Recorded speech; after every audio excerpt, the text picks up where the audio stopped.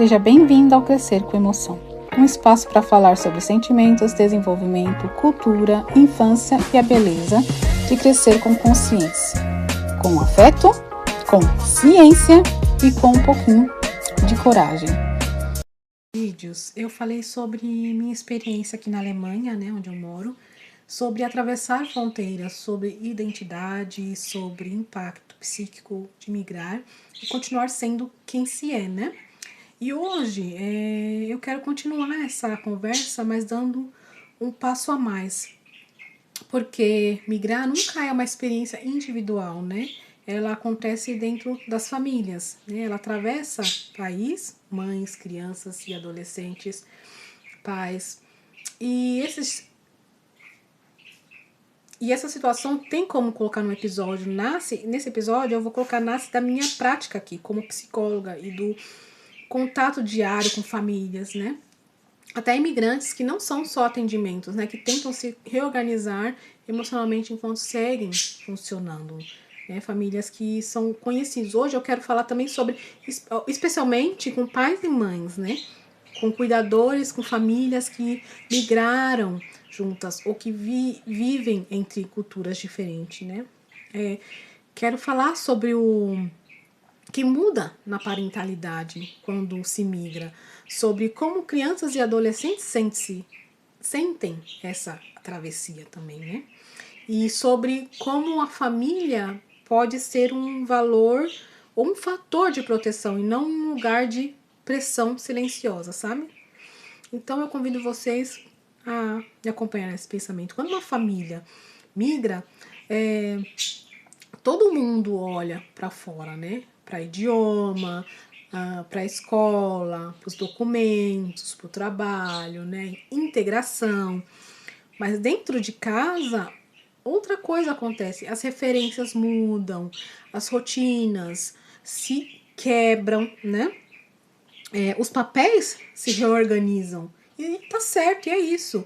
Muitas vezes os pais estão emocionalmente sobrecarregados e as crianças percebem isso, mesmo quando ninguém fala, sabe? Crianças sentem o clima emocional da casa, E especificamente na questão da imigração, elas não precisam de explicações técnicas, elas percebem o tom, o silêncio, a tensão, E o que leva essas famílias que migraram, muitas famílias imigrantes, as crianças se adaptam mais rápido do que os adultos, Porque tem toda essa questão da plasticidade do cérebro, aprendem um idioma antes, Entendendo o sistema escolar antes, circulam com mais facilidade fora de casa, E sem perceber, passam a ocupar um lugar que não corresponde à idade, Virar tradutor, por exemplo, mediador, apoio emocional dos pais. Do ponto de vista psicológico, isso é muito delicado. Crianças precisam de adultos que as sustentem o caminho, E não de crianças que sustentem os adultos, a tal da parentalidade, Quando essa inversão de papéis, o custo emocional, ele aparece mais tarde, em forma de ansiedade, culpa excessiva ou dificuldade de diferenciar, Na adolescência, essa dinâmica pode se intensificar, porque o adolescente imigrante já está vivendo um processo natural de busca de identidade. Quando isso acontece entre culturas, o conflito ele pode ser ainda maior em casa, um conjunto de valores fora de casa, outro, na escola outras regras, no corpo muitas emoções, tudo isso faz parte de qualquer situação, mas na imigração ela é mais potencializada. Alguns adolescentes respondem com isolamento, O que outros com raiva, outros tentam se encaixar a qualquer custo. Muitas vezes rebeldia, confusão identitária, Então, aqui é importante dizer algo diretamente aos pais. O sofrimento emocional dos filhos nem sempre aparece como tristeza, né? Em famílias imigrantes, ele pode aparecer como queda no rendimento escolar, irritabilidade, silêncio excessivo, ou comportamentos que parecem desinteresse, né? Mas na prática clínica vemos que muitas dessas crianças estão apenas cansadas de adaptar o tempo todo, adapta o tempo todo nessa chama até de dança, né? Que o corpo cansa, adaptar exige esforço psíquico e esforço constante, né? Cansa. Como psicóloga e como alguém que também atravessou fronteiras, eu vejo com muita clareza como a família pode funcionar, né, como fator de risco ou fator de proteção. Em várias situações, né? E como a gente está falando da questão da imigração, famílias que conseguem falar sobre mudança, perdas, né? Sobre saudade e as diferenças culturais, né? Porque às vezes até nas situações imigratórias a criança nem existia, ela foi existir aqui, né? Então, quando a gente fala dessas diferenças culturais, é uma proteção à saúde mental dos filhos, porque ele não vai se achar, eu sou diferente, ou minha família, né, começar a ter pré-julgamento sobre atitudes que não condizem com a sociedade na qual ele vive. Não é preciso ter todas as respostas, né, é preciso ter presença emocional, dizer, eu também não sei tudo, pode ser mais protetor do que infingir segurança o tempo todo, sabe?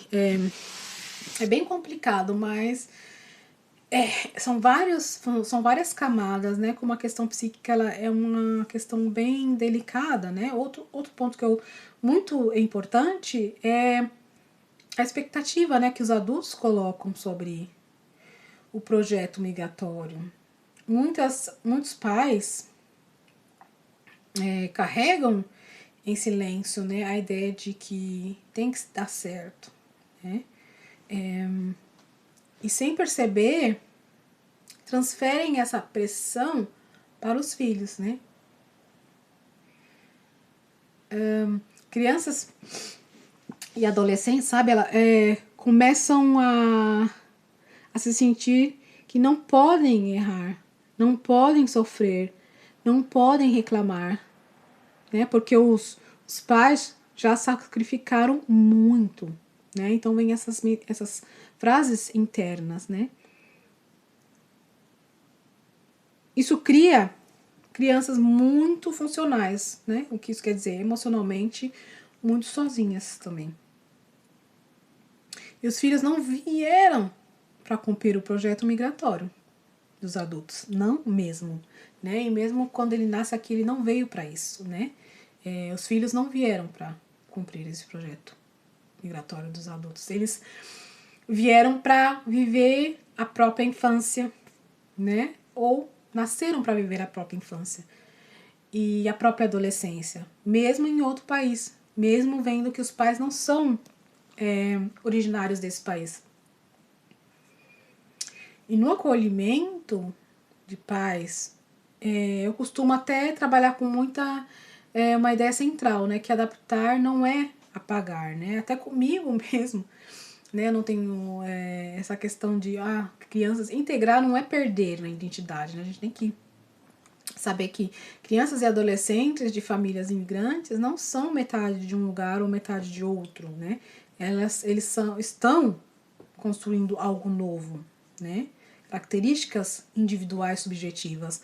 E para isso, precisam sentir que podem pertencer sem escolher lados, sabe? Dentro da própria família. O que é difícil, dificílimo, né?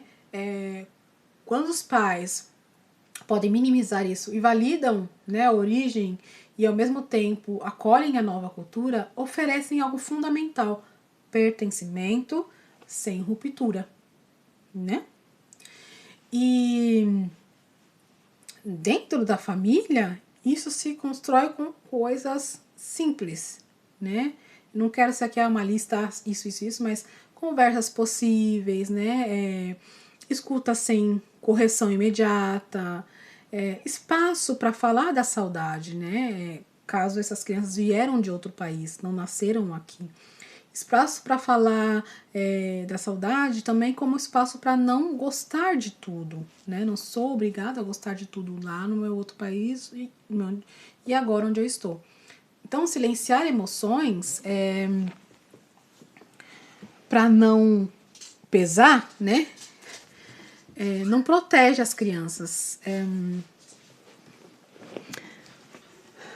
As crianças percebem quando algo não é dito, sabe? E quando não há palavras, elas criam explicações internas, nem sempre justas, nem sempre leves. Então, pensando aqui, famílias imigrantes não precisam ser perfeitas, né? Que é uma frase tão óbvia, mas é difícil até, né? Por essa questão da pressão, tem que dar certo. Não precisam ser suficientemente boas essa família, como diria o Winnicott, né? Que é um psicólogo que quer dizer que a família ela tem todas as premissas para ser uma família saudável, né? Elas precisam reconhecer limites, pedir ajuda quando necessário e não caminhar sozinha, né? Ou sozinhas. Buscar apoio psicológico, eu falo isso, não é sinal de fracasso migratório, é sinal de responsabilidade emocional, porque a gente subestima muito essa questão do processo migratório, ou romantiza até muito, né? A gente, até eu, porque eu passei por essa questão, né, da migração. Então, eu acredito profundamente que a família pode ser o principal espaço de regulação emocional em contextos migratórios, assim como ela é também na nossa história, né, na nossa biografia. Não pela ausência desse conflito, mas pela disponibilidade para reparar. Né? Conflitos eles acontecem em várias vertentes. O que protege é a capacidade de voltar e conversar, reorganizar o vínculo e sentir de forma livre, né, o que pode tá acontecendo no momento, não reprimir aquilo. Esse podcast aqui, né, ele é esse espaço.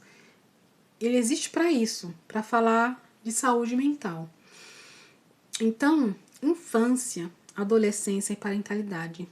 E eu quero falar isso com responsabilidade, com empatia, num contexto social, no momento eu estou nesse contexto social da Alemanha, e as experiências que eu tive aqui com pessoas que eu acompanho, tanto profissionalmente, não precisamente do Brasil, mas também pessoas que são do Brasil, que são relacionamentos até pessoais meus, porque atravessar fronteiras em família não é apenas mudar de país, é aprender juntos aqui, a continuar sendo quem se é, sabe?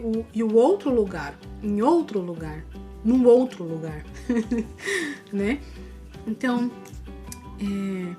eu agradeço, obrigada por escutar e até o próximo episódio. Beijos!